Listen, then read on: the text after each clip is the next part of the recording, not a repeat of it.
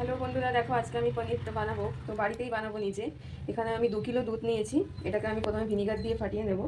তো ভিনিগার দিয়ে যখন ফাটাবো তার সাথে আমি একসাথে ওইখানেই ধনেপাতা কুচি কেটে রেখেছি এখানে, আর তার সাথে দেবো একটু চিলি ফ্লেক্স, এই শুকনো লঙ্কাকে আমি গুঁড়িয়ে নিয়েছি। আর তার সাথে দেবো আমি এই রসুন কুচি আছে, রসুনটাকে থেতো করে নিয়েছি।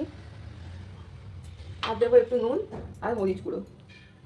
এখানে আমি একসাথে মিক্স করে নিচ্ছি। এখানে ধনেপাতা কুচি নিয়েছি, এখানে শুকনো লঙ্কাটাকে একটু গুঁড়ো করে নিয়েছি, আর এখানে নিচ্ছি মরিচ গুঁড়ো, আর এখানে আছে রসুন কুচি, নিয়েছি নুন।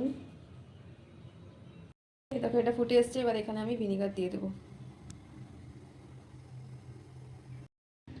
এই দেখো এখানে ভিনিগার দিয়ে দিচ্ছি।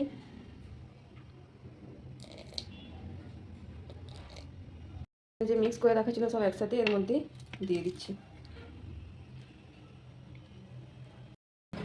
ভালো করে এইভাবে মিক্স করে রাখবো। এই দেখো ছানাটা আমার হয়ে গেছে, ফেটে গেছে দুধটা। এই দেখো আমি এরকম একটা পুরো সাদা কাপড় নিয়েছি, একদম প্লেন। এটা আমি রুটি যখন করি তখন ব্যবহার করি। তো এর মধ্যে এই যেটা হয়ে গেছে এটা আমি এখানে ঢেলে দেবো।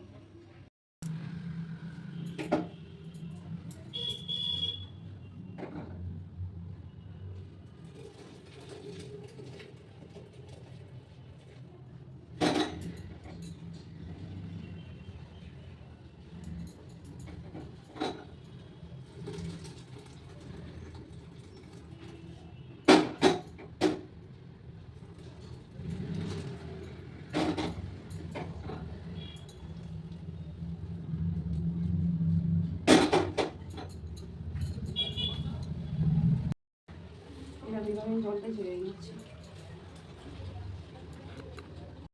এই দেখো এখানে আমি এটা জল ঝরিয়ে নিয়েছি, ভালো করে ঠান্ডা জলে ধুয়ে এইভাবে চিপে চিপে যতটা জল বেরোয় বের করে নেবে। আমি এটাকে এইভাবে চিপে রেখেছি, একদম শুকনো করে নেবো। তারপরে এর মধ্যে ঢেলে 2 ঘন্টার মতো ফ্রিজে রেখে দেবো। দেখো এইরকম হয়েছে। এবার এটাকে আমি এর মধ্যে ভালো করে সেট করে নেব।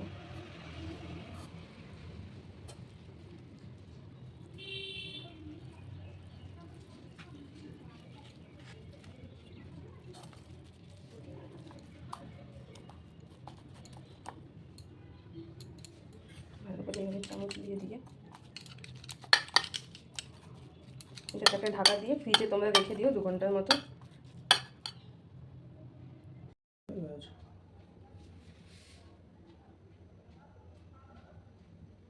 দেখো এখানে একটু বাটার দিয়ে দিচ্ছি। বাটার দিয়ে এই পনিরটা আমি ফ্রাই করে নেব। এই যে